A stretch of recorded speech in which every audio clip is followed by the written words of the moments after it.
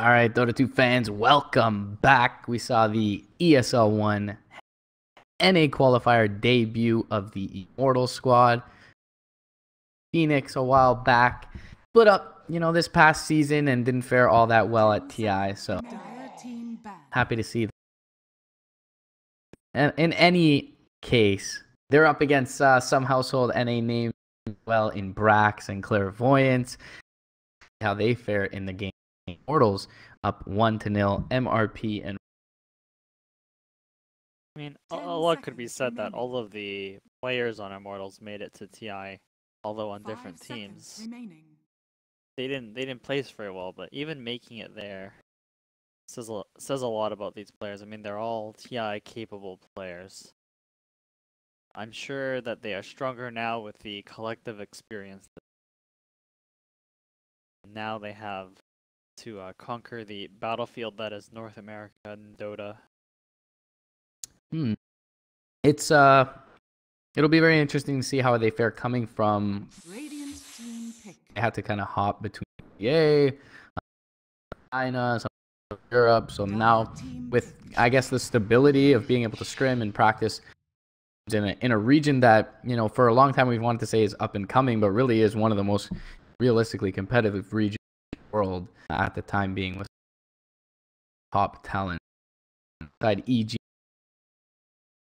Tender. Hard to root for them in this game though, as they open up with the first pick lit. 5 seconds remaining. Yep.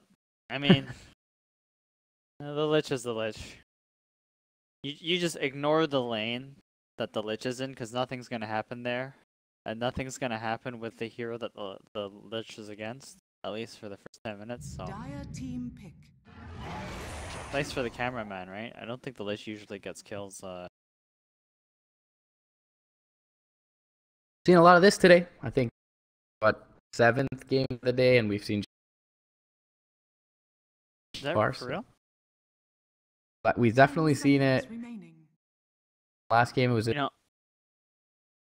three of the second series, all 3 games. So maybe didn't see it yet in the. I've always been a fan of the hero, but I do think he's really hit or miss. I think you have to play him like a lane enforcer, almost like a thing, and then you have to have the scenario where he's actually able to liquid fire towers, because Ice Path early on is quite mediocre, doesn't do damage most of the time, or sometimes it's unreliable, and it's just not. You don't want to rely on Jakiro as an initiator, so I think Jakiro definitely excels in games with actually able to help fight and take towers.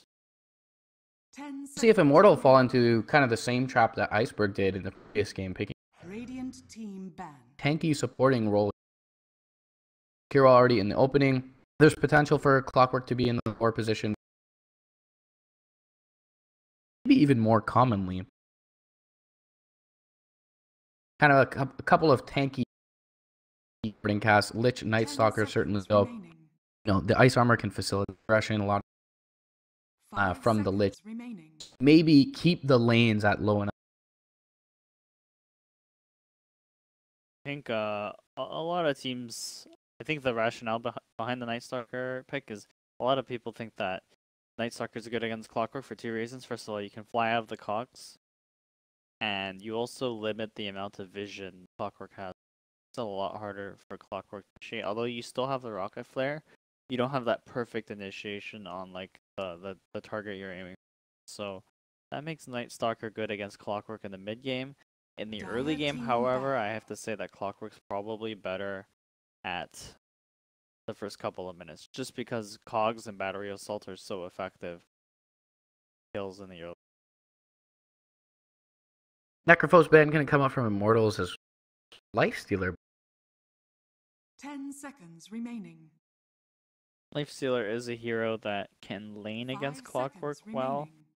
Whether or not Lifestealer does well against Clockwork is a different question. I think Lifestealer in the mid game sometimes suffers against Clockwork, especially if the clock picks up something like Force Staff, so you hook the Lifestealer, cog him in, get out, and the fight's done, right? But bit of an interesting ban there.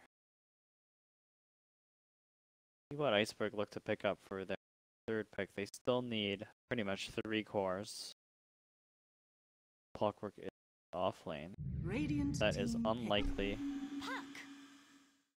Puck pickup perhaps be. Puck could always go towards the mid lane.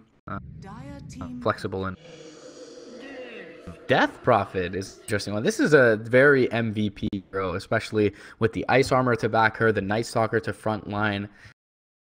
I do like this pick for Immortals. Maybe it tips their hand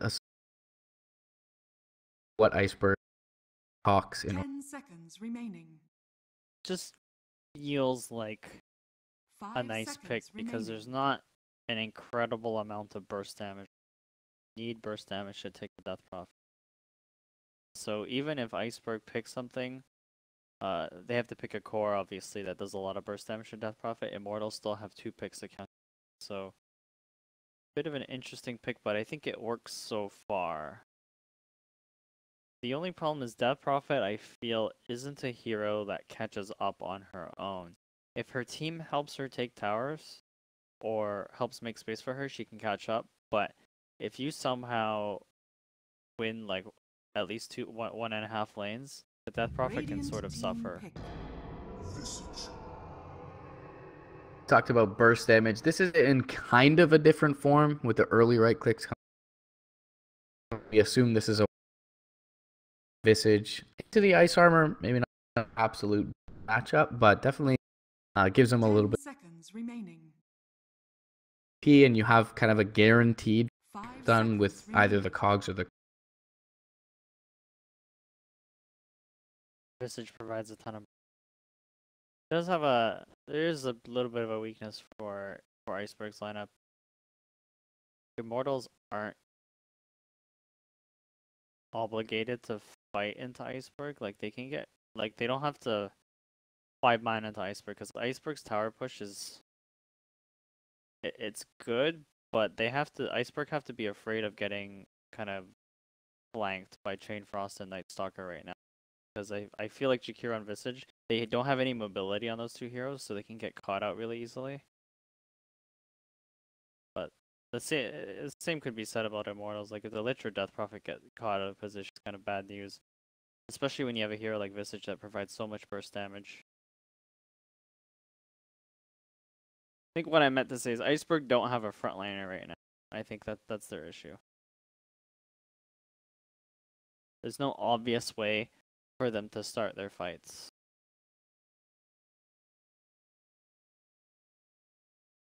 I guess part of that. Dire team ban. Already kind of feel.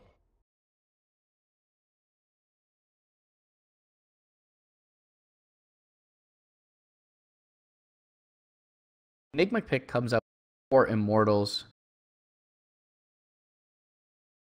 10 seconds remaining. Stagnant this, but it does get difficult 5 to push seconds towers without remaining. that is a little bit Death Prophet as well. It gives Immortals a lot of extra team fight. They really didn't have a team fight ability other than Frost at the moment.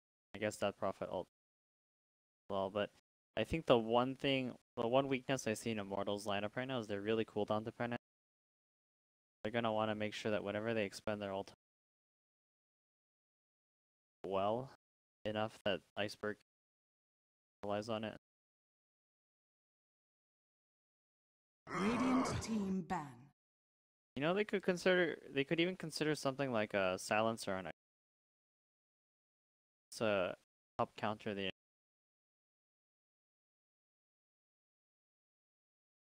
A silencer would give them a really clear team 10 fight seconds timeline, remaining. which is the Clockwork Hooks, follow up with the Dream Coil, and then silence, and then 5 seconds remaining. at least until they get like BKBs at all, because pretty much Immortals are completely dependent on spells right now Radiant team for their pick. damage.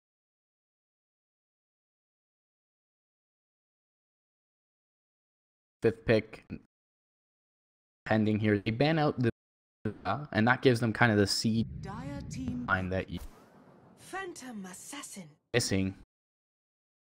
Maybe a QO hero. I mean, it'd be very weird to see take the Death Prophet up to. Likely still going to but we have seen them swap roles. Yay. What do you feel about the matchup here? I mean, I guess Nice versus Visage for years, but there's still a pretty decent amount of burst damage with the Soul Assumption and Puck's toolkit to bring down the PA. Does she kind of eye on the DP in the front line? I think the PA is good. She doesn't really get kited super easily this game, but there's a lot of kite potential for her, especially if she doesn't have a B. You have Jakiro slow, you have Cogs, battery assault. Puck really doesn't die to PA all that often because all of PA's spells are kind of communicated. So unless you get first hit crit and killed, I think the Puck will be fine. And Visage is generally fine as well because PA doesn't really break the cloak charges all that quickly. Weaver just increases Iceberg's ability to kite. So Iceberg, they do have a way to stop Black Hole all the time this Clockwork Hawk. Korev's got to be a little bit worried about the angles at which he ults, or just the timing of his ultimates. Realistically, the ultimate is the only way Black Hole's the only way they can reliably kill the Puck or Weaver as soon as the Puck or Weaver get like high silence items. There are 2 silences on.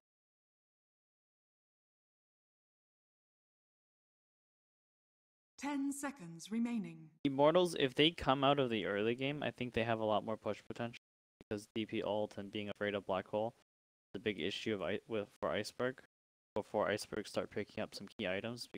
The Weavers don't really. I don't think the Weaver can kill the Phantom Assassin reliably until an MKB, or at least maybe his team can help him kill. I don't know if Weaver doesn't die to PA, but he won't kill the PA easily. Does seem like a bit of a risky pick into the Crippling Fear as well as there are ways to kill this Weaver without Black Hole. But it helps them in the lanes. I mean, the weird thing I feel about it is it's not as if you're going to aggressive trialing.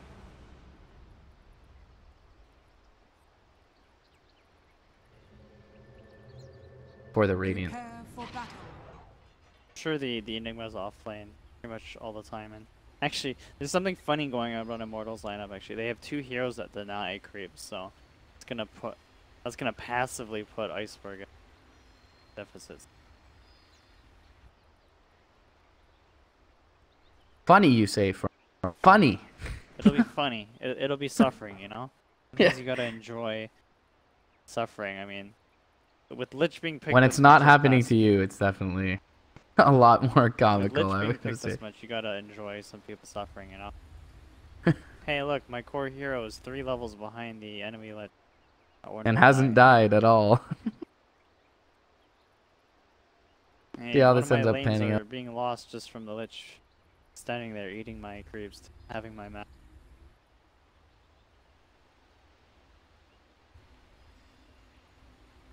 Teams, they have the Night Stalker, Clockwork, Smoke. Clockwork's gonna Stalker planting. Off lane Visage? You know, it is Brax playing the Visage. It could be like a dual lane like Visage hero, which is quite strong, except against Lich. You just throw the Lich there. I feel like they're kind of stuck between a rock and a hard place with expected the Visage to be given a lot more, I don't know, importance in this lineup given the safe lane farm, but feels like they backtracked a bit.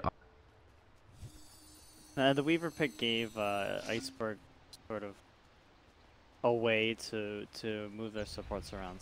Weaver's quite an independent. Right. The Clockwork and the Jakiro don't have to feel like they're stuck in the top lane all the time.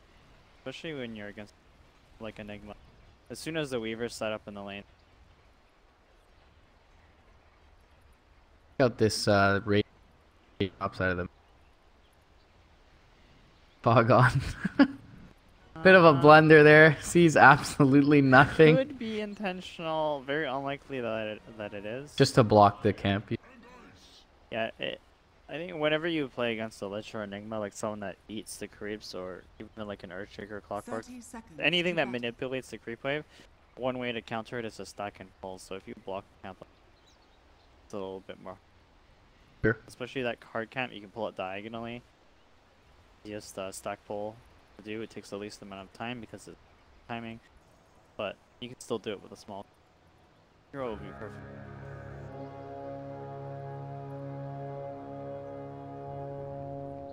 All right, the fabled Forev Enigma gonna take over towards Brax. Squad. Early game goes with 2 range creep at the. I mean, both drafts from both teams look a little bit wonky. What we've seen in a couple of days, but Clairvoyant's gonna start off in the mid lane along. MP instantly won the lane by killing that range. Now it's a lot harder for Clairvoyant to trade heads with it. Really well played by MP. Blasting that range. I think not. Gets the deny. Top lane Febby taking a little bit of damage from jabs.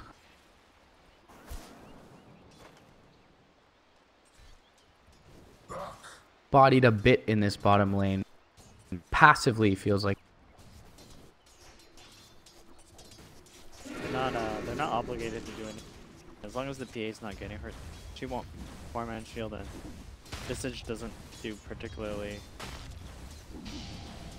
feels like a big luxury for Immortals as well to be able to put Bebby in now for Ev to just farm up the jungle. Bebby finds himself 7 last hits on a couple of range.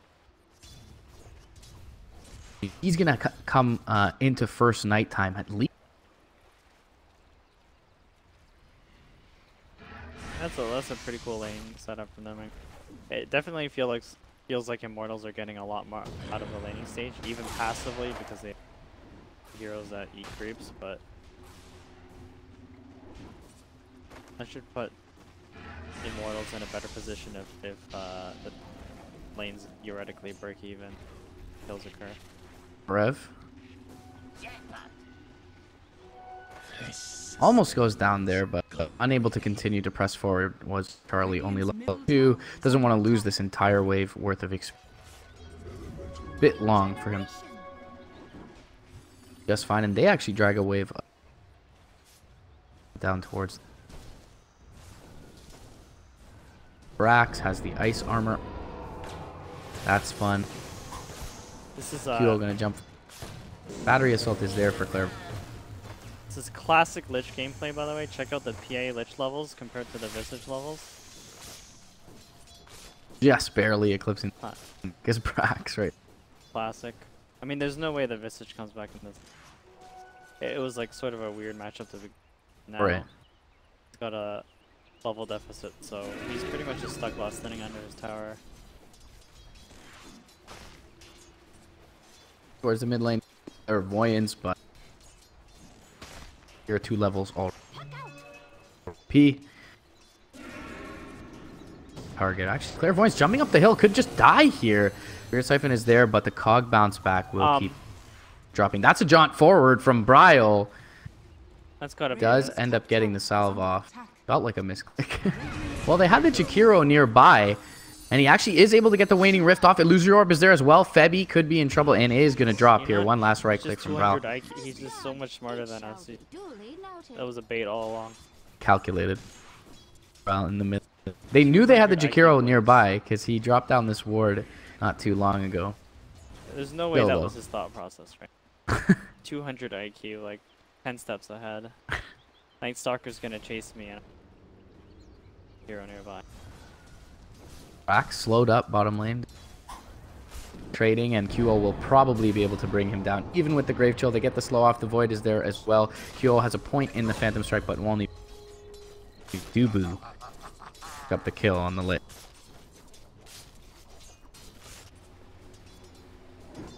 Forev's doing pretty well in his lane. Pretty sure bottom lane is winning now as well, just by the levels. And so the only lane that Immortals have to worry about right now is making sure that Death Prophet doesn't get hurt too much in her early game progress. Because I think Death Prophet's going to be like the vehicle that Immortals push towers later on. PA's not... He's not naturally a tower header, just good boosting. Especially when there's so much magic damage coming from Iceberg. He is pretty much at parity with counterpart. Doing decently in a lot of anti-Night Stalker vision in the had a war side expire, have one on the side as well. Talked about that first night. Bebby's able to 5 minutes in. A lot of kill potential. Even on the Weaver, they do have some detection. Silence off. However, Malefice now rotating in. Charlie, he's expended. He gets Crippling Feared up. Void is there as well. Couple of right clicks. They won't be able to get him in time. Will be able to off to the north. But Jabs has now used his, well, Ice Path at least, not the full toolkit. Febby, a little bit of trouble, is going to end up dropping more than likely. No, Charlie pressed back with the Malefice. A lot of damage himself. 5 tangos though on the mid lane though. Yeah, MP is going to be dropped to the combo of Bryle and Clairvoyance, and that's going to be the Dream Coil usage for Bryle, netting the mat kill. So a big kill, as you mentioned, going to be somewhat of a linchpin for this Radiant lineup is that Death Prophet MP. Can't really afford to be behind here. Dubu going to run into Brax. Brax has the Grave Chill available, gets slowed up, and now Clairvoyance through with the Battery Soul. Doesn't have mana for Cogs at this point though. Brax may just end up dropping, gets the stick, charges off. However, Dubu is going to drop, and that Pesky Lich finally ends up falling here. Station over after having out, but too fast is Febby's soccer. They will find the revenge kill as Clairvoyance effective in the mid lane and the bottom lane, but as soon as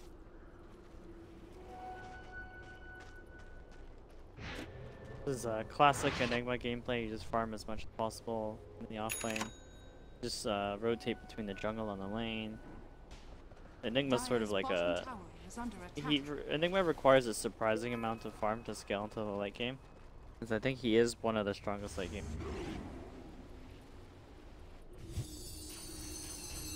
Tank here and early GP talent as well, but it looks like he'll probably forego it for the CDR since he Midas. Radiant's top tower is under attack. The urn just rotating around, nighttime to expire shortly. He's gonna get coiled up, flies down to the low ground. TV does not have the hook shot yet. He's only level 4. Ice Path will be there. Febby being bottled up by MP. Catches the dual breath though, and more than likely will end up dropping to the tick damage here. Dubu rotating through. Void from the high ground. Frost Nova is there as well. Soul Assumption finishes off the Night Stalker. Febby felt like he was dead regardless, so just wanted to contribute a spell there. Top lane, Charlie forces out Forev to TP base. Overall, not bad for the Iceberg side. we're pretty much even in net worth right now, so we're breaking even with Immortals.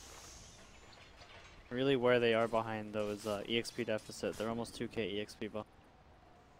But about like 3 or 4 levels. Flesh sustains, gold remains.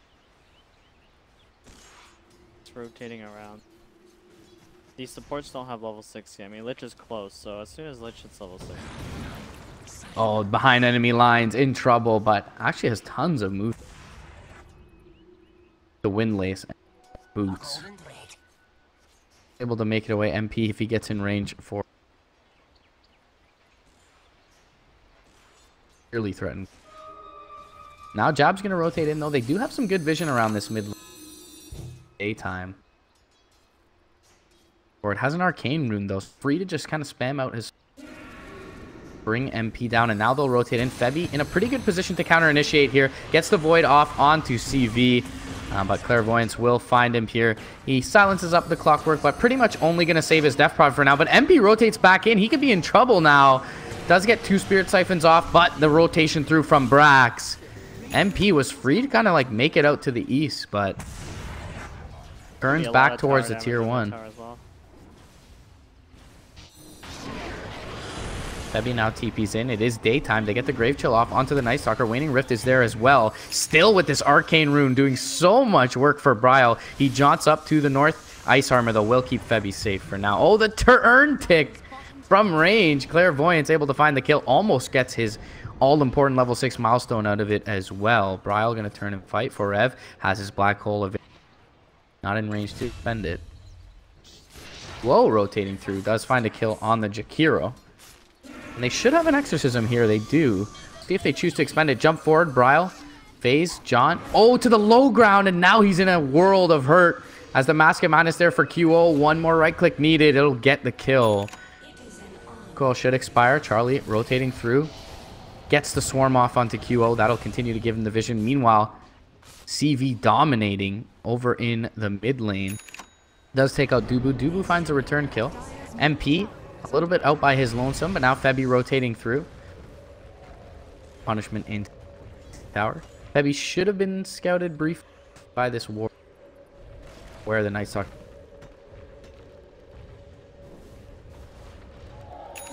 Exorcism expiring here.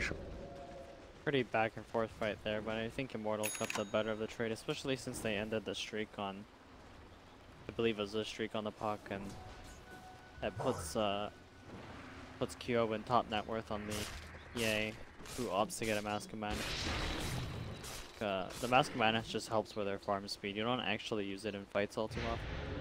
Her spells are quite low cooldown, so you only use it when you feel like you're not in that situation. Brax here, 12 minutes in, will finally be able to skill up his familiars. And a little bit of time bottom lane, maybe. Power, meanwhile, in the river, though. Clairvoyance going to be found out. He's going to be silenced up. Ice Path will catch onto Dubu. Macropyre, kind of just a zoning one as Forev rotating in. Gets the Malefice off onto Jabs. Febby chasing forward. Meanwhile, Clairvoyance behind enemy lines. QO actually going to get bursted down from the rotation from Bryle. Stick up for Clairvoyance, but he'll be brought down by the Crypt Swarm as MP rotating through. Dubu blows up Bryle. Bryle jumps to Night Stalker in the meantime was able to finish off Jakiro and still keeping himself alive and well. MP does not have a point in the silence for Bryle.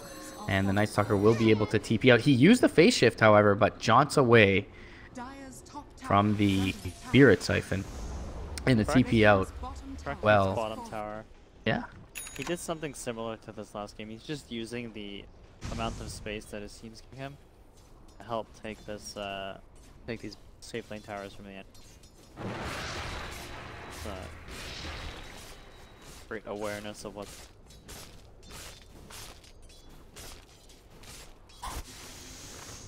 Forev yet to use the Black Hole. Again, you were mentioning it in the draft. Iceberg just much less cool. Ready to constantly fight here. They've been able to kite out Forev early on as he doesn't have any sort of... But they do get the trade in terms of tier 1s, and bottom lane QO going in on Brax. Has the Mask of Madness move speed, trying to take him out. Couple more right clicks needed. Need this familiar stun to save him, but it's too late from Brax. He will end up dropping to QO. Meanwhile, though, the rest of his lineup pushing in mid lane, so arguably space created by the Visage. Definitely should have lived it, unless it was on cooldown. I'm not sure if it was on cooldown. Forev, Black Hole, he is going to pop it out onto the puck. Train Frost comes through. Can they kill off Bryle in time? They will with the bounce back. Forev, he's going to end up dropping. No, Charlie, he looks like he's going to get a double kill on the Weaver here, or at least contribute to 2, bringing down the Death Prophet. Now Febby turning tail and running. Clairvoyance does not have a hook shot. QO, though, looking perhaps to re-engage. Charlie looking for more, not going to find it on Berg. 2 for 1, but is a Black Hole expended as well for the Radiant sides. Better trade for Iceberg in the way of metrics. Take net 1,000 experience and 500 gold, and they also have not to worry about the threat of the Black Hole for the next couple of minutes. And I believe they're going to try to use that to do damage to this tier on top, or try to go for a fight somewhere on the left side of the map. Bryle opts for the Veil, helped him bursting down, as well as the Death Prophet. Still no point in silence just Clairvoyance up top. Down Febby, just fine to make it back to safety.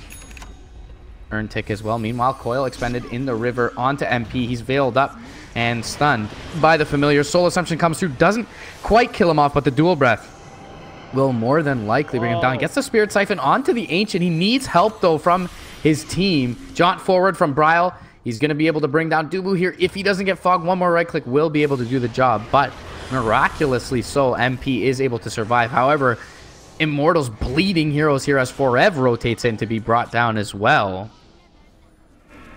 Bryle double kill for the puck. Was some never in the history of Dota stuff right there. I mean, had it been any other camp, you can't do that because Prowlers have the lowest magic resist. Pretty cool play, but also a misplay by Brax. I think he threw his Soul Assumption before it was maxed out. Posture up top lane and look, take out this final tier 1 away from the raid. They are in fighting shape though, despite not having Black Hole. They do have an Exorcism. MP is actually walking back to Fountain. Will just power. Dubu does have a Chain Frost at level 8.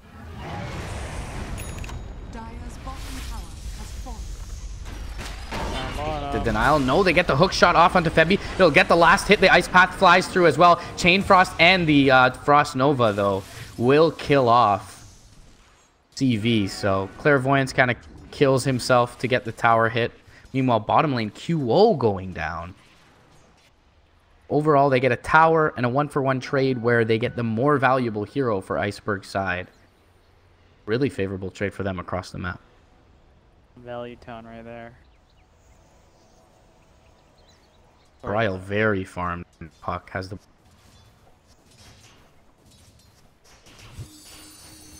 Immortals, they have like a much stronger team by far, I think. If they all just collectively press their Rs, minus the PA. Actually, if the PA also presses her R, they just... So, Iceberg, they have to kind of split up the enemy team, and I think Brax is probably the one I'm noticing that seems to realize that the most, because Brax is the one that's been pushing up the lanes, particularly bottom lane, and forcing Immortals in these weird positions, and we saw them capitalize on it there. Like the QO was like alone bottom, whereas the rest of the Immortal squad wanted to defend the tower top, and they kind of caught QO while he was TPing, or I think they caught him while he was grabbing a tower. Clairvoyance, it is darkness, and they will be able to find him. They get the crippling fear off, but there's no real support inbound just yet. Should be just fine to survive. Space created while his team pushes into tier 2 bottom lane and take that with ease. Meanwhile, mid lane, Bryle feeling very confident with his blink. Will jaunt down to the south. Gets the coil off onto QO, kind of overstaying his welcome here in the mid lane, feeling like he can kill this PA. Could be in a lot of trouble. He's going to get Malefist up. Charlie going to rotate through from the south. And QO forced to blink up to the high ground. So for now, Bryle will be safe. But they're already putting in pressure on this tier 3 with the Visage Familiars and the Liquid Fire. In the meantime, the rest of the Radiant squad top lane is able to take out the tier 2. But they do lose half the HP of the tier 3 bottom lane. Bit of a cause for concern. Going to open up the possibility for split push for Brax even more. Yeah, I think something underrated about Visage is the ability to do building damage as Visage. But the thing about the birds now is they get the Gravekeeper's cloak when nearby, so it's not like the old Visage where like the birds were on the other side of the map of Visage. The birds you actually want the birds to be relatively close to the Visage. They die way too easily. They give 100 gold each. Immortals are making quick work of this Roshan. I don't think Iceberg are aware. Ice armor up on the 2 cores. That pretty quick. They will realize now what's happening, but wait.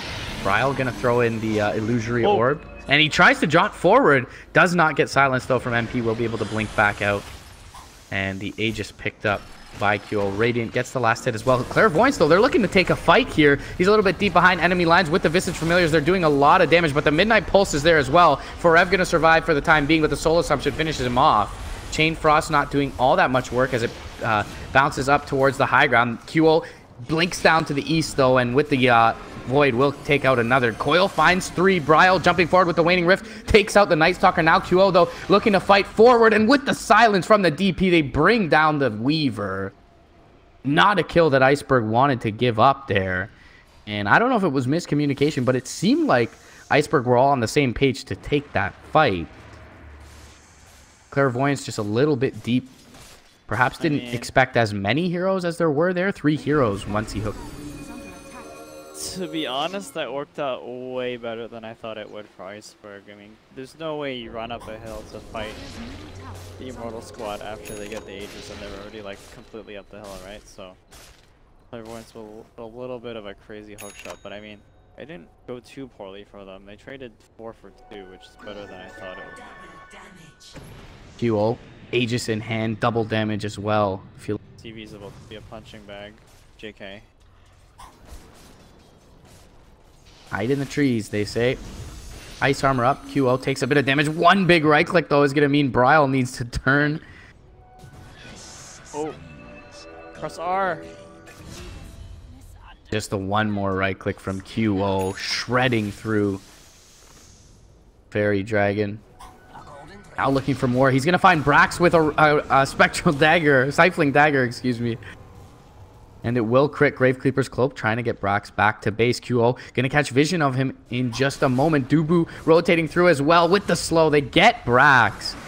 QO on the complete opposite side of the map. Tier 2 still standing. Finds himself a double kill. And that is value out of a double damage rune if I've ever seen it. They'll pop the Exorcism immediately and take out this Tier 2.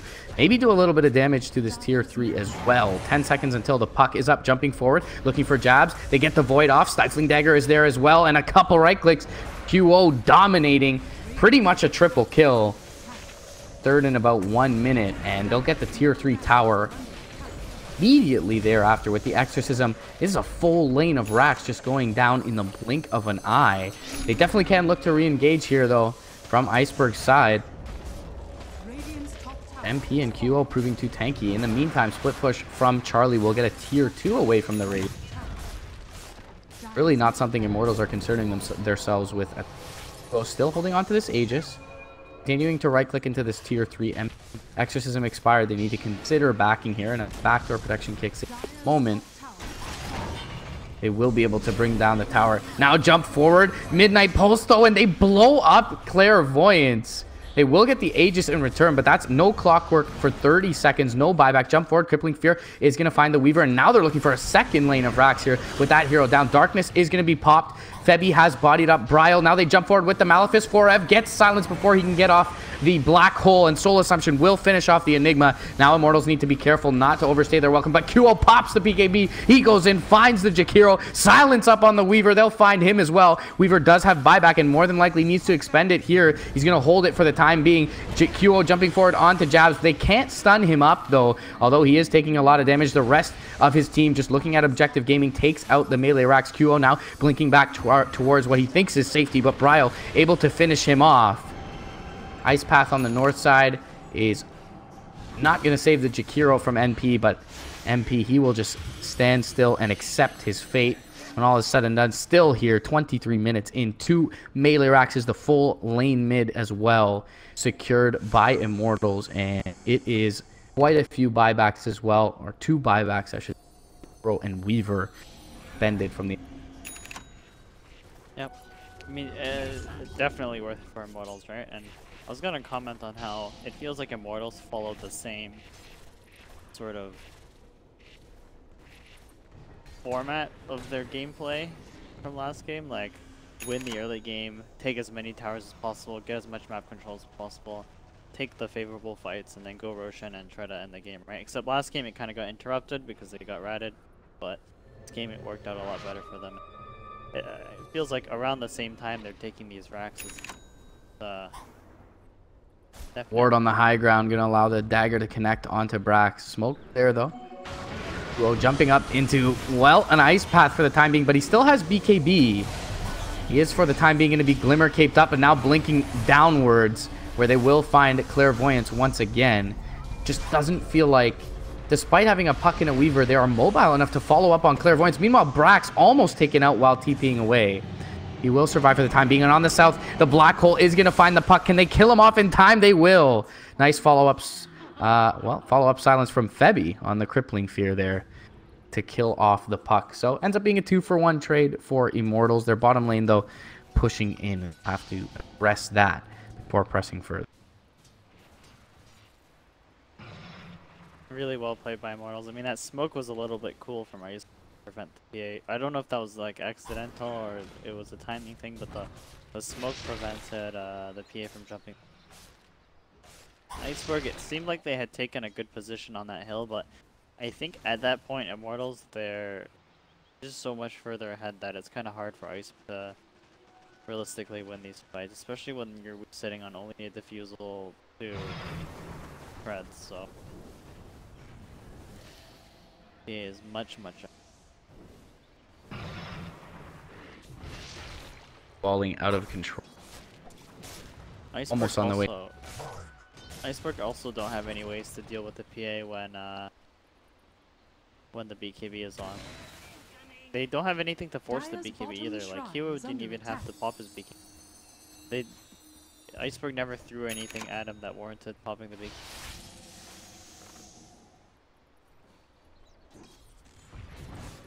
Iceberg have to pull off a hell of a team fight to defend their ranks or win the next team fight. Still 80 seconds, 85 until the black hole is up. See if Immortals continue to press forward. They'll definitely take the tier 2 without contest. And it looks like they feel more than strong enough. BKB's on MP and QO at this point. And actually, Forev has one of his own as well. So he has a Blink BKB black hole. It's going to require a nicely angled hook shot. Now they're looking for the wrap with Charlie. Forev going to get the Malefice off. KB popped by QO. Forev going to pop his as well. Looking for the black hole. Doesn't find anyone just yet. And the Visage Familiars will keep him back, but they finish off Clairvoyance and the Jakiro. Febby continuing to press forward as well. Is going to find the silence onto Charlie. Charlie's going to end up dropping here on the Weaver. That's no buyback available for the Weaver. And good game is called by the Iceberg squad. Meanwhile, down to the south, they will bring down one more. That's Brax's Visage as a final killing blow. Immortals looking like the MVP of old with their early game dominance and aggression thereafter, taking over the map, as you were saying. They take a 2 victory here.